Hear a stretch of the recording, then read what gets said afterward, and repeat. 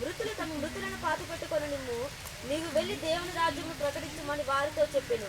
మరి ఒకడు, ప్రభువా, నీ వెంట వచ్చేదని గాని నా ఇంటి నుండి వారి యొద్ద సెలవు తీసుకొని వచ్చుటకు మొదట నాకు సెలవిమ్మని అడుగగా, యేసు నాగటి మీద చెయ్యి పెట్టి వెనుక తట్టు చూచి వాడెవడును దేవుని రాజ్యమునకు పాత్రుడు కాడని వానితో చెప్పాను. చాలు. మొదటి వచనాన్ని మనం అంటే 57వ వచనాన్ని మరొకసారి ఆ లైన్ వరకు చదువమ్మా. వారు మార్గమున వెళ్ళుచుండగా, వారు చాలు వారు అనగానే నేను చాలా వేగంగా ముగించాలి. మిమ్మల్ని వదలటం కంటే నేను ఇక్కడి నుంచి ముందు బయటపడాలి త్వరగా. వారు అనగానే యేసు ప్రభు వారు ఎక్కడికి వెళ్ళినా అనేక మంది జనసమూహం ఆయన్ని వెంబడిస్తూ ఉండేవాళ్ళు. బైబిల్ గ్రంథాన్ని మనం చదివితే మనకు అర్థమవుతుంది. ఆ జనసమూహంలో రకరకాల ఉద్దేశాలతో ఆయన్ని వెంబడించే వాళ్ళు ఉన్నారు. అలాంటి వాళ్ళు ఎవరు అని మనం ఆలోచించినట్లయితే మొదటి రకం ఎలాంటి వాళ్ళు అంటే, యేసు ప్రభు వారు అనేక అద్భుతాలు చేస్తూ ఉన్నారు కదా. ఆ దినాల్లో చనిపోయిన వాళ్ళని బ్రతికిస్తూ ఉన్నారు, గుడ్డి వాళ్ళకి స్వస్థత కలిగిస్తూ ఉన్నారు, నీళ్ల మీద నడుస్తూ ఉన్నారు. తర్వాత 5 రొట్టెలు 2 చేపలని 5,000 మందికి పంచుతా ఉన్నారు. ఇలా చాలా అద్భుతాలు చేస్తూ ఉన్నారు. కాబట్టి ఆ అద్భుతాలు చూడటానికి ఆయన వెంబడిస్తూ ఉన్నారు కొంతమంది. అది మొదటి గుంపు అనుకుందాం, ఆయన వెంబడించేవాళ్ళు. అంటే వారు అన్న వాళ్ళలో వీళ్ళు కూడా ఉన్నారనమాట, రైట్. రెండవ గుంపు ఎవరు అంటే, యేసు ప్రభు వారులో లోపాలు పట్టుకొని ఆయన్ని చిత్రహింసలకు గురి చేద్దాం, లేకపోతే ఆయన్ని హింసకు గురి చేద్దామని ఆయన మాట్లాడేటప్పుడు, ఆయన జీవిస్తూ ఉన్నప్పుడు ఆయనలో లోపాలు, ఆయన మాటల్లో లోపాలు, ఆయన క్రియల్లో లోపాలు కనిపెట్టి ఎలాగోలా ఈయన్ని పట్టుకొని చంపేద్దాం, లేకపోతే మరణానికి అప్పగిద్దామన్న ఉద్దేశంతో ఆయన్ని కొంతమంది వెంబడిస్తూ ఉన్నారు. వాళ్ళే శాస్త్రులు, పరిసయ్యులు, మనందరికీ తెలుసు. రెండవ గుంపు. మళ్ళీ నేను అడుగుతాను, మీరు చెప్పాలి. మూడవ గుంపు ఎవరు అని అంటే, యేసు ప్రభు వారు చాలా అద్భుతాలు చేస్తున్నారు. వాటిలో ఏంటంటే 5 రొట్టెలు 2 చేపలని 5,000 మందికి పనిచేస్తా ఉన్నాడు. అంటే కొంతమంది ఎలా వెంబడిస్తున్నారంటే, ఆయనతో ఉంటే ఫుడ్కి బెడ్కి కొదువు ఉండదు. ఫుడ్కి బెడ్ కంటే అర్థం తినటానికి, పడుకోవడానికి, అంటే తినటానికి ఉండటానికి అనుకుందాం. ఉదాహరణకి ఉండటానికి, తినటానికి ఇక కొదువు లేదు ఆయనకి. ఆ దినాల్లో రోమన్స్ యూదుల్ని పరిపాలిస్తూ ఉండేవాళ్ళు. యూదులు చాలా ఆర్థికంగా మగ్గిపోతూ ఉండేవాళ్ళు, పేదరికంలో ఉంటా ఉండేవాళ్ళు. కాబట్టి యేసు ప్రభు వారితో తిరిగితే ఉచితంగా భోజనం దొరికిపోతా ఉంది. ఆ ఉద్దేశంతో వెంబడించే వాళ్ళు కొంతమంది ఉన్నారు. 4వ వ్యక్తి గుంపు ఎవరంటే, ఆయన చెప్పిన మాటల్ని విని హృదయాన్ని సరిచేసుకొని, జీవితాన్ని సరిచేసుకొని ఆయన్ని వెంబడించే వాళ్ళు 4వ గుంపు. ఒకసారి చెప్తారా? మొదటి వాళ్ళు ఎవరు చెప్పాలి వేగంగా. అద్భుతాలు చూసి ఆనందించేవాళ్ళు. రెండవ గుంపు శాస్త్రులు, పరిసయ్యులు. వీళ్ళెవరు? ఆయనలో లోపాలని కనిపెట్టడానికి వెంబడిస్తున్నారు ఆయన్ని.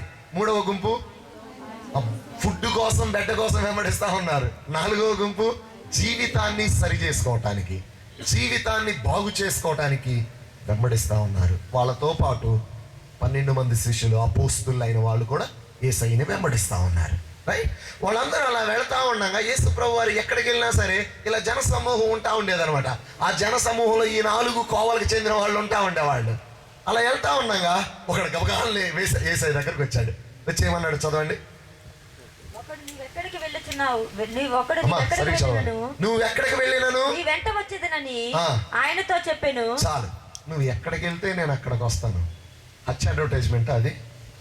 ఏ అడ్వర్టైజ్మెంట్ అది తెలుసా? Wear ever you go my networks follows. ఏం అడ్వర్టైజ్మెంట్ అది? హత్యనా లేకపోతే నేను అన్నానని హత్య అంటున్నారా? సరే, మనకు అది అప్రస్తుతం. యేసయ్య దగ్గరికి వచ్చి అన్నాడు, హలో యేసయ్య, నువ్వు ఎక్కడికి వస్తే నేను అక్కడికి వస్తానయ్యా అన్నాడు. జనరల్గా ఇప్పుడు ఆ ప్రశ్నకి వెంటనే యేసయ్య ఎలా జవాబు చెప్పాలంటే, ఇప్పుడు నేను ఇక్కడికి వచ్చాను, నేను ఇక్కడికి వచ్చిన తర్వాత ఒక తమ్ముడు, ఎవరో రమేష్ అనుకుందాం, లేకపోతే నాకు బాగా తెలిసిన ఒక తమ్ముడు అనుకుందాం. ఓకే, ఆ తమ్ముడు, అన్నా మీరు పరిచర్యలో ఉన్నారు కదా, ఇక నేను చదువు మానేసి మీరు ఎక్కడికి వస్తే అక్కడికి తిరుగుతానన్నా, నేను కూడా సేవ చేయాలనుకుంటున్నాను అని అన్నాను అనుకోండి. ఒక తమ్ముడు వచ్చి నా దగ్గర, అలా రమేష్ అనే అతను వచ్చి అన్నాడు అనుకోండి, నేను ఏమి జవాబు చెప్పడానికి పాసిబిలిటీస్ ఉన్నాయి? ఏమేమి చెప్పొచ్చు? నేను అలా చూడొద్దు, అది పెద్ద కష్టమైన ప్రశ్న. నేను అడిగింది ఏమన్నా, నేను వస్తాను నీతో అంటే ఏం జవాబులు వస్తాయి జనరల్గా? సరేరా, సరేరా తమ్ముడు, లేకపోతే ఎలా ఉంటుంది? ఇదే జవాబా? ఇది ఒక్కటే జవాబా? ఇంకేమో రావచ్చు? వద్దయ్యా బాబు, నువ్వు వద్దురా నాయన, నాతో రావద్దురా అని. లేకపోతే ఇంకా ఎలా జవాబు రావచ్చు? ఇప్పుడు కాదులే, తర్వాత వద్దులే, ఇప్పుడు నువ్వు థర్డ్ ఇయర్ చదువుతున్నావు కదా, ఫైనల్ ఇయర్ కూడా చదివేసాయి, అప్పుడు వద్దులే అనొచ్చు. లేకపోతే మీ మమ్మీని డాడీని అడిగి రారా బాబు, నాతో రావటం అంత ఈజీ కాదు అని అనాలి. నీతో వస్తానయ్యా, నువ్వు ఎక్కడికి వస్తే అక్కడికి వస్తాను అన్నావా అన్న ఆయనతో జవాబు ఇలా రావాలి వాస్తవానికి. కానీ యేసయ్య జవాబు చూడండి, చాలా విచిత్రంగా ఉంటుంది. యేసయ్య చాలాసార్లు జవాబులు అలాగే చెప్తాడే. ఏమన్నాడు చూడండి ఆయన, అందుకు యేసు నక్కలకు బొరియలు ఉంటాయి, ఆకాశ పక్షులకు నివాసులు అంటే గూళ్ళు ఉంటాయి, కానీ మనిషి కుమారునికి తలదాల్చుకోవటానికి. హలో, నా వైపు చూడు, ఏమన్నాడు? మనిషి కుమారుని మనిషి కుమారుడు అంటే ఎవరో ఆయన గురించి ఆయన చెప్పుకుంటున్నాడు. అదే అంటే యేసయ్య ఎవరో తెలుసా? సర్వజ్ఞాని. ఏ ఉద్దేశంతో ఆడి అమ్మడిస్తా ఉన్నాడో, మనం ఏ ఉద్దేశంతో ఈ రిట్రీట్కి వచ్చామో, ఏ ఉద్దేశంతో లేచి నిలబడ్డామో ఆయనకి అన్నీ బాగా తెలుసు. హృదయ అంతరంగాల్ని ఎదిగిందేవాడు కదా. ఆ మొదట నేను వెంబడిస్తాను అన్నవాడితో వాడి హృదయాన్ని ఎరిగిన యేసయ్య, ఒరే నువ్వు ఆ 4 బ్యాచ్ల్లో 3వ బ్యాచ్ గాడివి నాకు తెలుసు. 3వ బ్యాచ్ ఏంటి? ఫుడ్ బెడ్ బ్యాచ్ రాని ఇది. నువ్వు నన్ను ఎందుకు వెంబడించాలనుకుంటున్నావు అంటే, ఫుడ్కి బెడ్కి కుదు ఉండదని నువ్వు నన్ను వెంబడించాలనుకుంటున్నావు. కానీ వాస్తవం ఏంటో తెలుసా? నక్కలకు బొరియలు ఉంటాయి, ఆకాశంలో పక్షులకి గూళ్ళు ఉంటాయి. కానీ నా పరిస్థితి ఏంటో తెలుసా? కొండ మీదకి వెళ్తాను, ప్రసంగాలు చెప్పి ఉదయం అంతా, రాత్రి కొండ మీదకి వెళ్తాను, ప్రార్థన చేసుకుంటాను, అక్కడే పడుకుంటాను. అడవిలోకి వెళ్ళాను అనుకో, అక్కడే పడుకుంటా. సముద్రంలో ఉన్నానుకో, పడవలో పడుకుంటా. నాకు స్థిరమైన నివాసం అంటూ లేదురా. అలాంటి నన్ను వెంబడించాలనుకుంటున్నావా అన్నట్టు జవాబు చెప్పాడు. వాడు ఇక ఎక్కడా కనపడలే. నీతో ఉంటే ఫుడ్కి బెడ్కి కొదువు లేదనుకున్నానయ్యా, ఇవి నీకే దొరకనప్పుడు నువ్వు నాకెందుకు అని చెప్పి వెళ్ళిపోయాడు. ఎక్కడా కనపడలేదు. బైబిల్ మీరు ఎక్కడైనా చూడండి, ఆయన ఎక్కడా కనపడ్డాక. చాలా మంది యేసయ్యని ఫుడ్ కోసం బెడ్ కోసం వెంబడిస్తూ ఉంటారు. ప్రసంగాలు కూడా బయట అలాగే ఉన్నాయి. యేసయ్యని నమ్ముకోండి, మీకు పెళ్ళిళ్ళు అయిపోతాయి. యేసయ్యని నమ్ముకోండి, మీ అప్పులు తీరిపోతాయి. యేసయ్యని నమ్ముకోండి, ఏంటది, మీకు పిల్లలు పడతారు. యేసయ్యని నమ్ముకోండి, పరీక్షల్లో పాస్ అవుతారు. అందుకోసమే కదా ఎక్కువ వేల మంది, లక్షల మంది పొలోమంట వస్తూ ఉంటారన్నమాట. వాటి కోసం కాదు యేసయ్యని నమ్ముకోవాల్సింది. యేసయ్యని ఎందుకు వెంబడించాలో తెలుసా? నిత్య జీవం కోసం. యేసయ్యని నమ్ముకోవటం వల్ల ఇవి రావచ్చు, రావు అని అనట్లేదు నేను, రావచ్చు. కానీ వాటి కోసం కాదు యేసయ్యని నమ్ముకునేది, పరలోక రాజ్యానికి వారసులు అవ్వటానికి. యేసయ్యని నమ్ముకోవటం వల్ల ఇవి రావచ్చు, ఉన్నాయి, పోవచ్చు. మొదటివాడు ఎన్నడూ వెంబడించలేదు. రెండోవాడి దగ్గరకు వద్దాం వేగంగా. ఆయన మరి ఒకనితో నా వెంట రమ్మని చెప్పెను. అతడు నేను వెళ్ళి మొదట నా తండ్రిని పాతిపెట్టి వచ్చుటకు సెలవిమ్మని మనవి చేసెను. అందుకు ఆయన మృతులు తమ మృతులను పాతి పెట్టుకొని నీవు వెళ్ళి దేవుని రాజ్యము ప్రకటించమని వారితో చెప్పెను. రెండో వాడిని యేసయ్యే పిలిచాడు. ఇందాక సన్నివేశం, మనం యేసయ్య అలా వెళ్తా ఉన్నాడు అనుకోండి, మార్గంలో పీ గన్నవరంలో మెయిన్ రోడ్లో నుంచి వెళ్తా ఉన్నాడు అనుకోండి, చాలా మంది ఆయన చూడటానికి వస్తా ఉన్నారనమాట. ఆ వచ్చిన వాళ్ళలో ఒకరిని పిలిచాడు, హలో రా, నువ్వు నన్ను వెంబడించరా అన్నాడు. మొదటోడు అలా వాడే వచ్చాడు. రెండో వాడిని ఈయన పిలిచాడు. పిలిస్తే ఇతనేమంటాడో తెలుసా? ఏమన్నాడు? అయ్యా నా తండ్రిని పాతి పెట్టుకొని అప్పుడు వచ్చి నేను వెంబడిస్తాను అన్నాడు. కొంచెంసేపు ఆలోచిద్దాం. ఇప్పుడు మా నాన్న చచ్చిపోయాడు అనుకోండి, మా నాన్న చచ్చిపోయి శవం ఇంట్లో ఉంది. ఓకే, శవం ఇంట్లో ఉంది. నేను చిరంజీవి పీ గన్నవరం పొలాల్లో నుంచి అటు వెళ్తా ఉన్నాడు అని అంటే, మా ఇల్లు అలా అవతాల పొలాల్లో ఉన్న ఇల్లు, యువతాల పొలాల్లో నుంచి చిరంజీవి వెళ్తా ఉన్నాడు అని అంటే, నేను మా నాన్న శవం అక్కడే పెట్టేసి చిరంజీవిని చూడటానికి వస్తానా? ఏ బుద్ధి ఉన్నవాడు రాడు, ఏ మనసు ఉన్నవాడు రాడు. తండ్రి శవం ఉన్నప్పుడు చిరంజీవి వచ్చినా త్రిష వచ్చినా ఎవడు చూడటానికి రాడే, అక్కడే ఉంటాడు. అంటే దీన్ని బట్టి మనం కొంత అర్థం చేసుకోవచ్చు. వాస్తవంగా నిజంగా అక్షరార్థంగా తండ్రి శవం ఇంట్లో లేదు, పాతి పెట్టుకొని రావటానికి ఆడికి. కానీ వాడి ఉద్దేశం, దాని భావం ఏంటి అని అంటే, నాకు కొన్ని బాధ్యతలు ఉన్నాయి. మా నాన్న చావడానికి సిద్ధంగా ఉండుంటాడేమో బహుశా, లేకపోతే ఇతను పెద్ద కొడుకు అయి ఉంటాడు ఇంట్లో. కాబట్టి తన బాధ్యతలన్నీ తీర్చుకొని, అంటే యూదుల్లో పెద్ద కొడుకు బాధ్యతలన్నీ చూడాలి. యేసు ప్రభు వారు మనకు తెలుసు కదా, ఆ ఇంటిలో మరియమ్మ ఇంట్లో పెద్ద కొడుకు. కాబట్టి చచ్చిపోయే ముందు కూడా తల్లి బాధ్యతని యోహానికి అప్పచెప్పడం మనందరికీ తెలుసు కదా. సో యూదుల్లో ఆ బాధ్యత పెద్ద కొడుకు చేయాలి. కాబట్టి ఆ బాధ్యతలన్నీ నేను నెరవేర్చి అప్పుడు నేను వెంబడిస్తాను అన్నట్లు అనమాట. అది అలా అర్థం చేసుకోవాలి. కానీ వాడు కూడా వెంబడించలేదు. యేసయ్య ఇచ్చిన జవాబు మళ్ళీ చాలా ప్రత్యేకంగా ఉంటుంది కదా. ఆయన అసలు బైబిల్ చదవలే కానీ ఆయన మాటలు ఎంత అద్భుతంగా ఉంటాయో కదా. ఏమన్నాడు చదవండి మళ్ళీ. అందుకు ఆయన మృతులు తమ మృతులను పాతి పెట్టుకుంటారు, నువ్వు నన్ను వెంబడించరా, నన్ను వెంబడిస్తా, నా గురించి చెప్పరా నువ్వు అన్నాడు. తమ్ముడు, నేను ఒక మాట అడగనియండి. పీకన్న వరంలో చచ్చిపోయిన వరంలో ఎవరు పాతి పెడతారు? ఎవరన్నా చచ్చిపోయారు అనుకో, ఎవరు పాతి పెడతారు?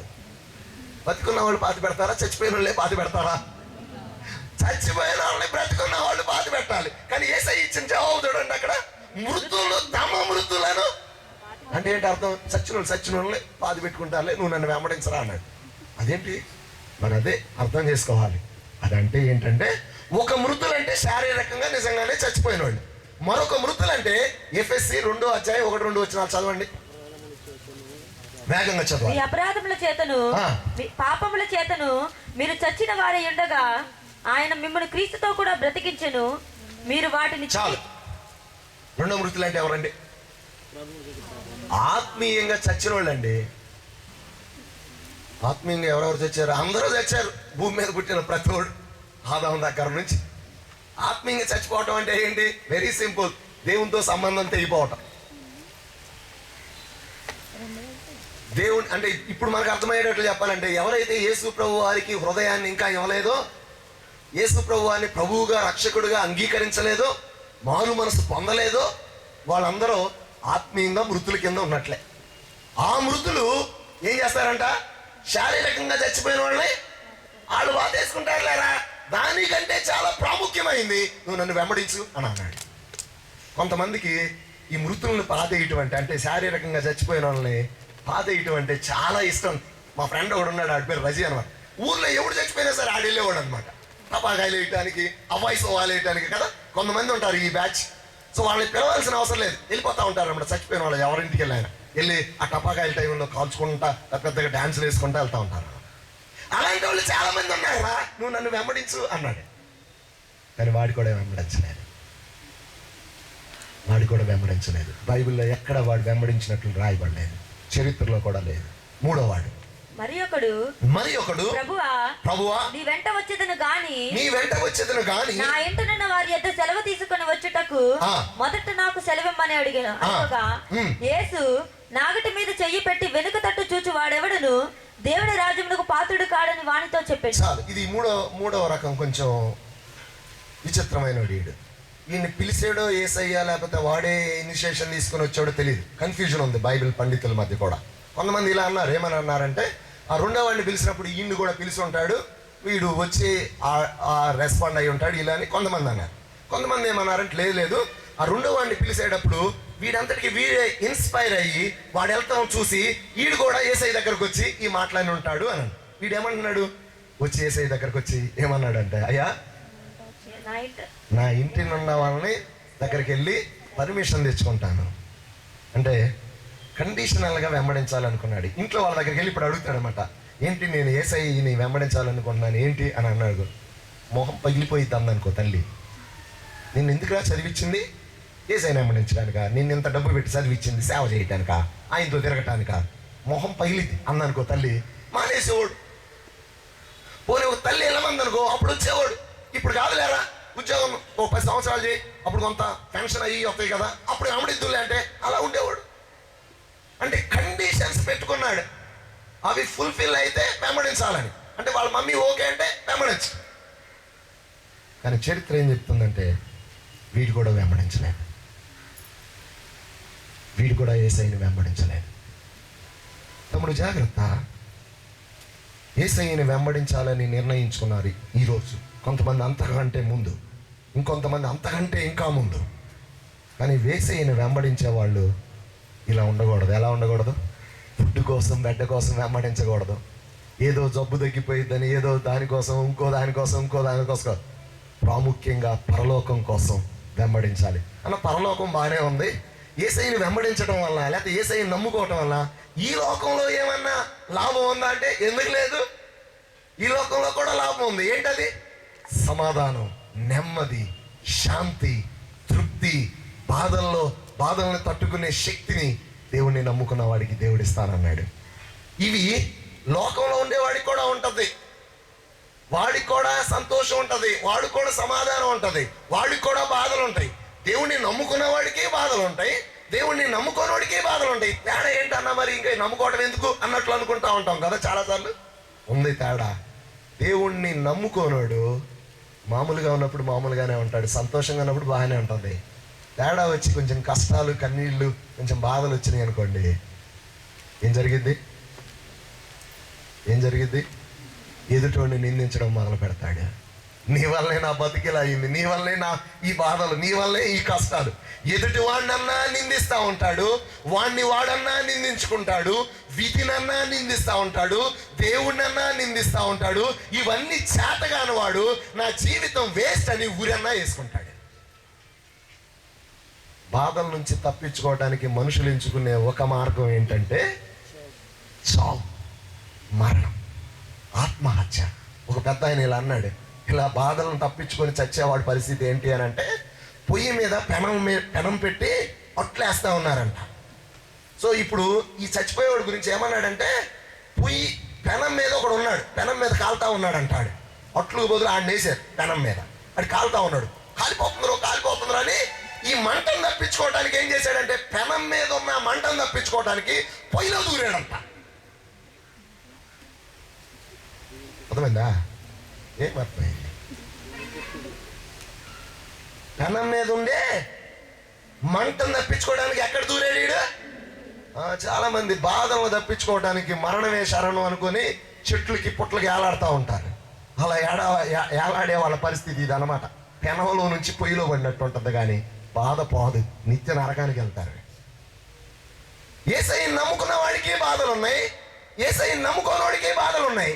యేసయ్యని నమ్ముకోనోడు బాధల్లో నిలబడలేడు. ఎదుటోడన్నా దూషిస్తాడు, తను తాను దూషించుకుంటాడు, లేకపోతే మరణమే శరణం అనుకుంటాడు.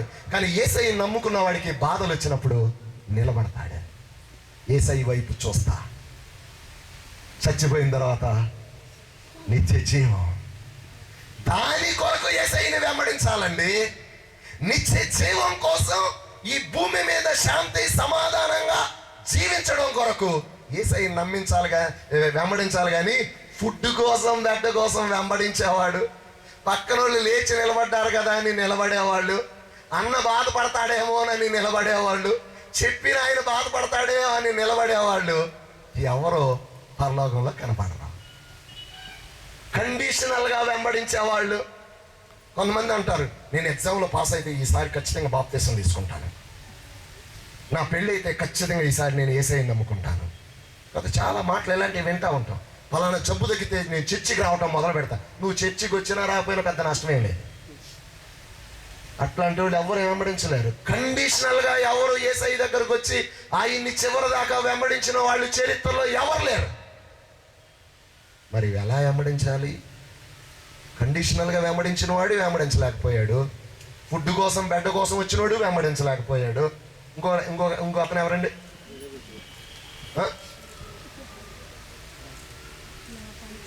మధ్యలో ఆయన ఎవరు? బాధ్యతలన్నీ కదా. కొంతమంది ఇలా కూడా ఆలోచిస్తూ ఉంటారు, ఊరుకో మామ. ఇప్పుడు ఏమో నడుస్తుందో తెలియదు. మా టైంలో మామ అన్నమాట, అంటే ఫ్రెండ్స్ని మామ అని, ఊరుకో మామ. ఇప్పుడు అన్నకంటే ఆ జాకోబ్ అన్నకి వీళ్ళందరికీ పని లేదు కాబట్టి, పెద్దోళ్ళు అయిపోయారు, పెళ్ళిళ్ళు అయిపోయినాయి కాబట్టి ఇప్పుడేంటి మామ పద్దాక రిట్రీట్లు అయ్యి అని ఇప్పుడు నా వయసు ఎంత నిండా 16 కదా మామ, ఇప్పుడు కాదు మామ, అంతా ఎంజాయ్ చేసి అంటే అన్ని ఎంజాయ్ చేసి అన్ని బాధ్యతలు తీర్చుకున్న తర్వాత వెంబడించడం అనమాట. వెంబడించలేవు. అందుకని చాలా చర్చిలు ముసలి వాళ్ళతో నిండిపోతూ ఉంటాయి కదా. ఎందుకని అన్ని బాధ్యతలు అయిపోయినాయి, వాళ్ళు పాపం కూడా చేయలేరు. అందుకని ఇక ఏంటి, ఇక అప్పుడు చర్చి. అలాంటి వాళ్ళు ఎవరు లేరు బైబిల్లో వెంబడించిన వాళ్ళు. అన్ని బాధ్యతలు తెచ్చుకొని అప్పుడు నేను వెంబడిస్తానయ్యా అని వెంబడించిన వాళ్ళు ఎవరు లేరు. తమ్ముడు చెల్లి, ఏ ఉద్దేశంతో వెంబడిస్తున్నావు? ఏ ఉద్దేశంతో లేచి నిలబడ్డావు? ఒకవేళ పరలోకం కొరకే నువ్వు లేచి నిలబడినట్లయితే, ఒకవేళ ఇప్పుడు అవ్వచ్చు, అంతకుముందు అవ్వచ్చు, ఎప్పుడైనా అవ్వచ్చు, నిత్య జీవం కోసం నువ్వు ఒకవేళ యేసయ్యను వెంబడించడానికి తీర్మానం చేసుకుంటే ధన్యుడివి. అలా కాకుండా వేరే ఉద్దేశాలతో ఒకవేళ నువ్వు లేచి నిలబడినట్లయితే కొనసాగలేవు. మరి ఎలా వెంబడించాలి యేసయ్యని? చివరి దాకా వెంబడించాలంటే ఎలా వెంబడించాలి అని అంటే యెహోషువ 14వ అధ్యాయం 8-9 వచనాలు ఎవరన్నా చదవండి.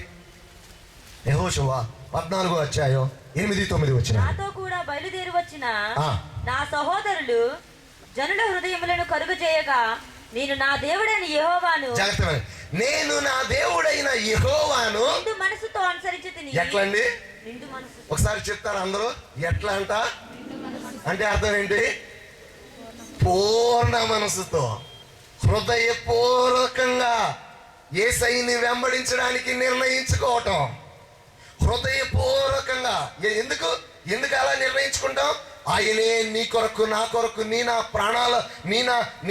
లేకపోతే పాపాలని రక్షించడానికి, నన్ను పాపం నుండి రక్షించడానికి నీ కొరకు, నా కొరకు సిలువలో మరణించి మృత్యుంజయుడై తిరిగి లేచాడు.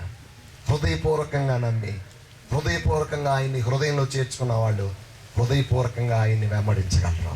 వాళ్ళు అంతం దాకా నిలబడగలరు. యేసయ్య